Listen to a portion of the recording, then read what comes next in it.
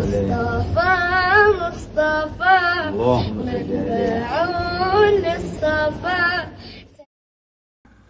Hikmah yang terakhir, man wajada thamarata amalihi ajilan fahuwa dalilun ala wujudil qabuli ajilan.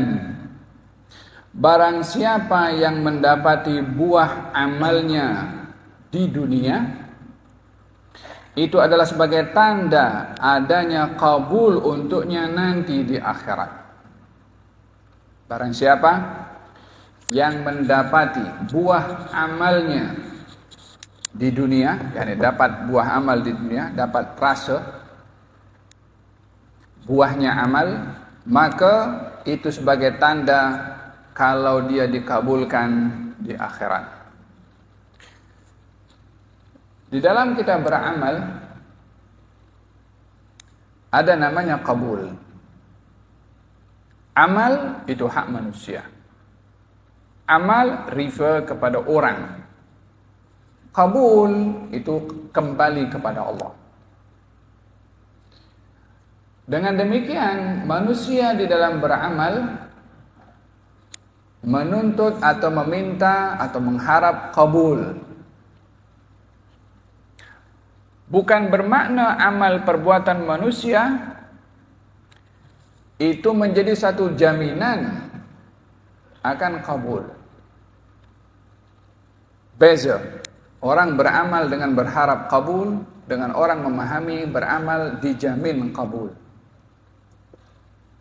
Karena kabul itu haknya Allah Subhanahu wa taala dan hanya Dia sahaja yang mengetahui rahasia kabul. Oleh sebab itu dikatakan innallaha khabba thalath fi thalath. Allah simpan 3 pada 3. Allah simpan ridha kepada amal yang baik. Yani Allah simpan kabul pada amal yang baik. Maka janganlah sesiapa itu meremehkan amal. Mungkin saja pada amal yang diremehkan itu kalau amal baik, disitulah letak ridhonya Allah kepada seseorang itu. Walihada dalam hadis dinyatakan la tahqiranna ma'rufan walau an talqa akhaka biwajhin taliq. Janganlah kamu menganggap remeh kepada satu perbuatan walaupun hanya sekedar senyum kepada saudaramu. Siti Aisyah memberikan satu korma kepada seorang pengemis yang meminta-minta. Kata pembantunya, wahai Ummul Mukminin, satu korma aja engkau bagi kepada dia. Kata Siti Aisyah, kamu tahu tidak satu korma ini ada berapa zarrah di dalamnya? Bukankah Allah berfirman dalam Al-Quran, faman ya'mal mithqala dzarratin khairan yarah. Yang berbuat amal baik walaupun sebesar biji zarrah akan diberi pahala. Ini dalam korma ini ada berapa zarrah? Dia kata macam itu. Yang kedua, Allah simpan murka pada maksiat. Jangan sekali-kali menganggap remeh pada maksiat. Dosa kecil je, nanti kita minta ampun. Mungkin pada dosa itu diletakkan murkanya Allah. Dengan demikian tak ada sesiapa yang dibenarkan untuk menganggap remeh kepada perbuatan maksiat. Khawatir di situ letak murkanya Allah. Yang ketiga, Allah simpan rahasia pada makhluk. Sehingga tidak ada siapa yang dibenarkan untuk meremehkan dan merendahkan makhluk yang lain. Mungkin di situ ada rahasia yang Allah letakkan yang dia tak tahu. Allah simpan 3 pada 3. Di dalam Al-Quranul Karim Allah Subhanahu wa ta'ala menceritakan tentang orang beramal. Habil dan Qabil sama-sama bersedekah. Tapi Allah membezakan qabul. Innama yataqabbalullahu minal muttaqin. Allah terima ibadah orang yang bertakwa. Habil dan Qabil beribadah.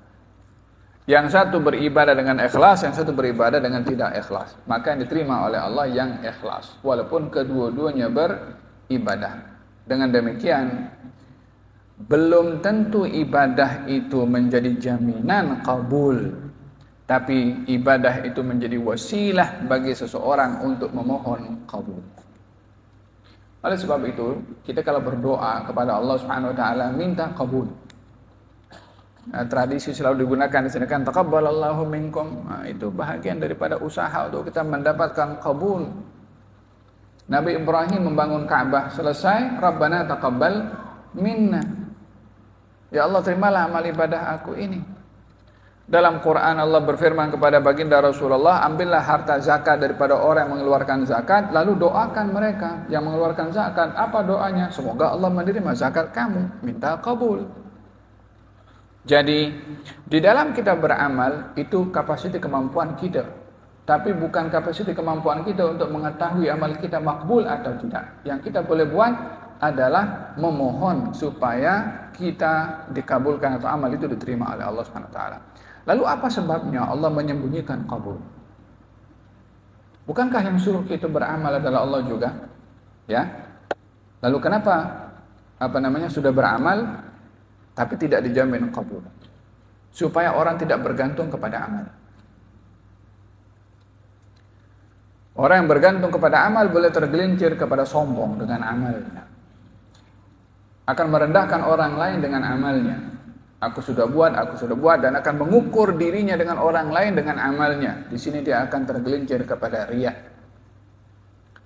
Oleh sebab itu disembunyikan qabulul amal supaya orang tetap merasa sudah beramal, tapi kabulnya hanya Allah yang tahu. Dengan begitu dia tak akan bandingkan dirinya dengan orang lain karena belum tentu amal dia itu lebih baik daripada orang lain.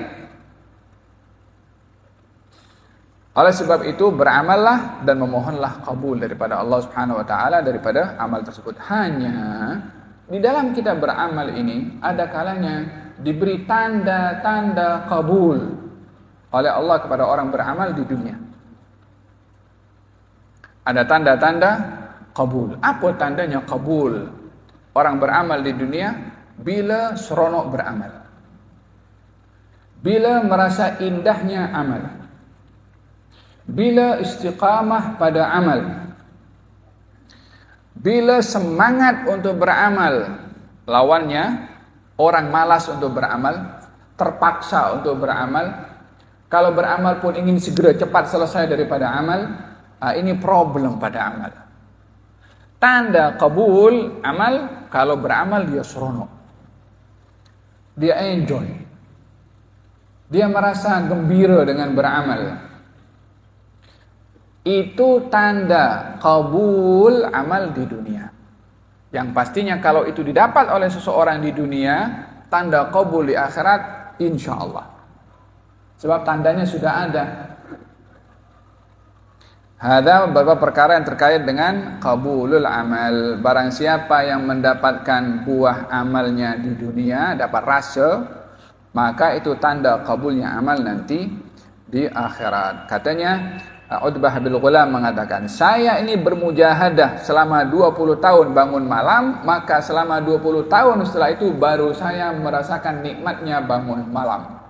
Saya bermujahadah membaca Al-Quran 20 tahun, berusaha bersungguh-sungguh, barulah setelah itu saya mendapatkan indahnya ibadah 20 tahun kemudian. Ya, ini bukan sehari dua, perlu terus berusaha untuk mendapatkan tanda kabul al-amal. Moga-moga Allah Subhanahu wa taala anugerahkan kepada kita amal yang baik dan dianugerahkan oleh Allah dapat menikmati indahnya amal. Wassallallahu ala sayyidina Muhammadin wa ala alihi wasallam. Alhamdulillahirabbil alamin.